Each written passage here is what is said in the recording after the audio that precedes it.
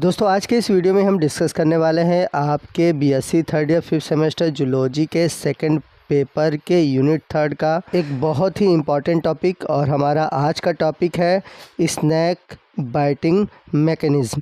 तो इसके पहले मैंने आप सभी को पॉइजनस और नॉन पॉइजनस स्नैक के बारे में बताया हुआ है।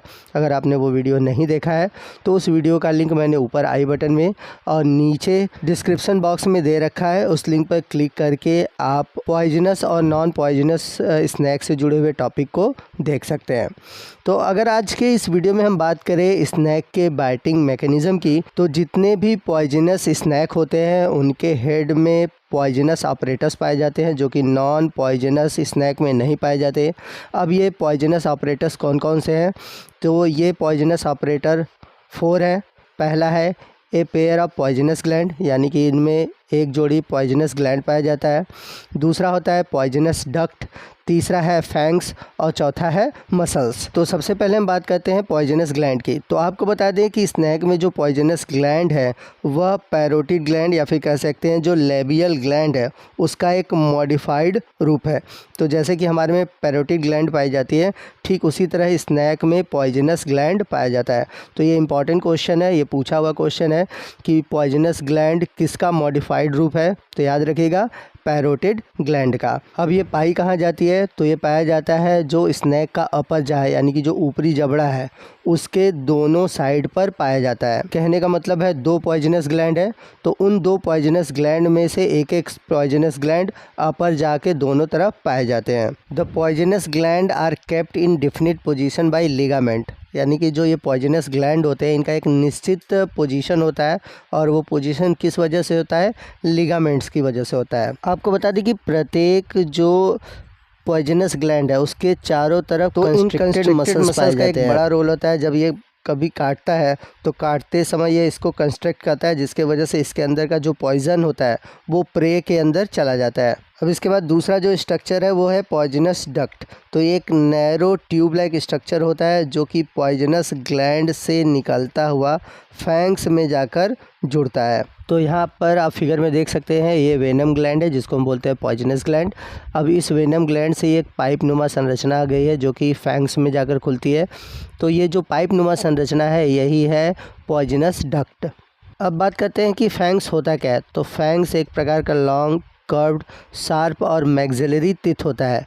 तो जब ये लॉस होता है तो इसमें रीजनरेशन की प्रॉपर्टी पाई जाती है। Each fangs has a canal और groove extending from base to the tip, यानी कि हर एक फैंग्स में कैनाल होती है, यानी कि एक अंदर की ओर खोखली संरचना दिखाई देती है जो कि बेस से लेकर टिप तक फैली होती है। तो फैंग्स के अंदर कैनाल के पोजीशन और स्ट्रक्चर के आधार पर जो फैंग्स है ये 3 तरह के हो सकते हैं। पहला है सोलेनोग्लाइफस, दूसरा है प्रोटेरोग्लाइफस या फिर हो सकते हैं ओफिस्थोग्लाइफस। तो अगर हम बात करें सोलेनोग्लाइफस का, तो सोलेन का मतलब होता है पाइप और ग्लाइफ का मतलब होता है हालोड, यानी कि एक पाइप होती है जो कि खोखली होती है और हमारे दांत की तरह इनके ऊपर भी इनेमल की कवरिंग पाई जाती है। तो ये एक प्रकार का फोल्डेबल स्ट्रक्चर होता है, यानी कि जब स्नैक का माउथ बंद होता है तो ये अंदर की तरफ होता है और जब माउथ खुलता है तो ये उसके छत की तरफ बाहर की ओर आ जाता है। इस तरह का जो फैंग्स है ये आपको वाइपर और रैटल स्नैक में देखने को मिलता है। इसके बाद अगला है प्रोटेरोग्लाइफस। तो इसमें क्या होता है कि आपको कैनाल देखने को नहीं मिलता, इसमें मिलता है ग्रूव, और ये जो ग्रूव होता है ये इंटीरियर साइड पर होता है। और आपको बता दें कि ये जो फैंग्स होते हैं ये परमानेंटली ओपन रहते हैं, यानी कि ये खुलते और बंद नहीं होते। तो इस तरह का जो फैंग्स है ये आपको कोबरा, करैत, कोरल स्नैक और सी स्नैक में देखने को मिलता है। अगला है ओपिस्थोग्लाइफस। ओपिस्थो का मतलब बिहाइंड, ग्लाइफस का मतलब हॉलो। तो इसमें जो हॉलो स्ट्रक्चर होता है ये पीछे की ओर होता है। अब इसके अंदर जो होता है स्मॉल ग्रूव होता है जो कि पोस्टीरियर इंड के बेस से लेकर टिप तक फैला होता है। अब बात करते हैं इसके बाइटिंग मैकेनिज़्म की। तो जो बाइटिंग है इसके लिए कुछ इम्पॉर्टेंट चीज़ें हैं, जैसे कि जो सबसे इम्पॉर्टेंट रोल अदा करता है वो है जॉ और इससे जुड़े हुए मसल्स। तो स्नैक के स्कल यानी कि खोपड़ी में पाए जाने वाले जो जॉ होते हैं वो हाईली फ्लेक्सिबल होते हैं, यानी कि बहुत तेज़ी से मूव करते हैं। तो जॉ की जो पोजीशन होती है, जैसे कि अगर हम बात करें वाइपर स्नैक की, तो जब ये रेस्टिंग स्टेज में होता है तो इसका जो जा होता है वो अंदर की ओर होता है, और उसी तरह जो फैंग्स होते हैं रेस्टिंग कंडीशन में अंदर की ओर फोल्ड होकर माउथ की दीवार से चिपके होते हैं। तो इस तरह से देखा जाए तो वाइपर में जो बाइटिंग मैकेनिज़्म है वो दो पार्ट में बटा होता है। पहला है इरेक्शन ऑफ फैंग्स और दूसरा है इंजेक्शन ऑफ वेनम। तो इरेक्शन ऑफ फैंग्स में क्या होता है कि पहले फैंग्स क्या होते हैं, इरेक्ट होते हैं, बाहर की ओर आते हैं जिससे कि सांप काटता है, और दूसरा है वेनम कैसे जो प्रेयर है उसके अंदर इंजेक्ट किया जाता है। तो बाइटिंग मैकेनिज़्म होता क्या है, तो स्कल के पास एक मसल्स पाई जाती है जिसका नाम है डाइगेस्ट्रिक मसल्स। तो जब इम्पल्स आता है जैसे कि स्नैक को काटना है या फिर उसके अंदर वेनम इकट्ठा हो जाता है, तो उस कंडीशन में होता क्या है, तो जो डाइगेस्ट्रिक मसल है वो कंट्रैक्ट करता है। तो जब डाइगेस्ट्रिक मसल्स कंट्रैक्ट करता है तो जो ये बोन है मैंडिबल वो लोड हो जाता है, यानी कि वो क्या करता है कि इसके लोअर जा को ओपन कर देता है। तो एक बार अगर मैंडिबल ओपन हो गया तो माउथ भी ओपन हो जाएगा।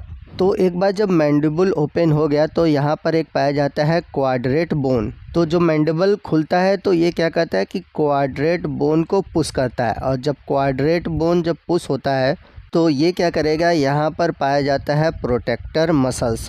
तो क्वाड्रेट मसल्स को पुश होने के बाद स्टिमुलेशन मिलता है प्रोटेक्टर मसल्स को। तो इसकी वजह से होगा क्या कि जो टेरिडोगाइड है ये जो बोन है ये भी पुश होगा। तो टेरिडोगाइड होता क्या है कि फॉरवर्ड आगे पुश होता है। अब इसी के साथ जुड़ा होता है एक होता है एक्टोटेरिडोगाइड जो कि मैग्जिला के साथ जुड़ा होता है।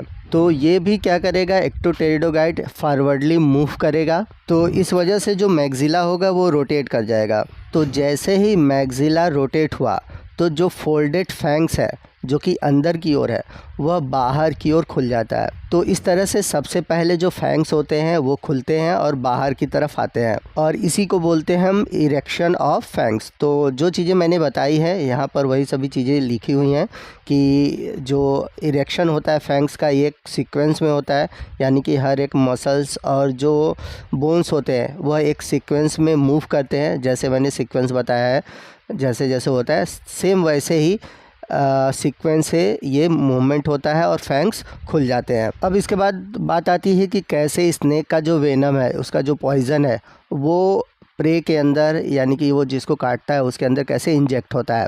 तो जब फैंग्स खुलते हैं तो उसके बाद होता क्या है कि जो स्नेक का वेनम है, यानी कि जो वेनम ग्लैंड है उसके चारों तरफ पाए जाने वाले जो कंस्ट्रिक्टर मसल्स है वो कंस्ट्रिक्ट होते हैं और वो पॉइजनस ग्लैंड को कंट्रैक्ट करते हैं, यानी कि सिकोड़ते हैं, जिससे कि जो वेनम होता है वो वेनम डक्ट से होता हुआ उनके फैंग्स में जाता है, और फैंग्स में इंजेक्ट होने के बाद जैसे कि सिरिंज होते हैं, ठीक है, जैसे कि सुई इंजेक्शन लगाई जाती है, ठीक उसी तरह जो पॉइजनस ग्लैंड है उससे पॉइज़न निकल कर या फिर कह सकते हैं कि वेनम निकल कर वो प्रे के अंदर या प्रे की बॉडी में चला जाता है। और जैसे ही स्नैक बाइट करता है प्रे के अंदर, जैसे ही वेनम को डालता है उसके तुरंत बाद ही स्नैक का जो माउथ होता है वो क्लोज़ हो जाता है, फैंग्स भी अंदर की ओर चले जाते हैं और जितने भी मसल्स होते हैं वो वापस फिर से रिलैक्स हो जाते हैं। तो ये था स्नैक का बाइटिंग मैकेनिज़्म। आई होप कि स्नैक कैसे बाइट करता है, कैसे वेनम को इंजेक्ट करता है वो आपको समझ में आ गया होगा। तो आपको आज का वीडियो कैसा लगा कमेंट करके ज़रूर बताइएगा। वीडियो अच्छा लगा हो तो प्लीज़ वीडियो को लाइक और शेयर करना मत भूलिएगा।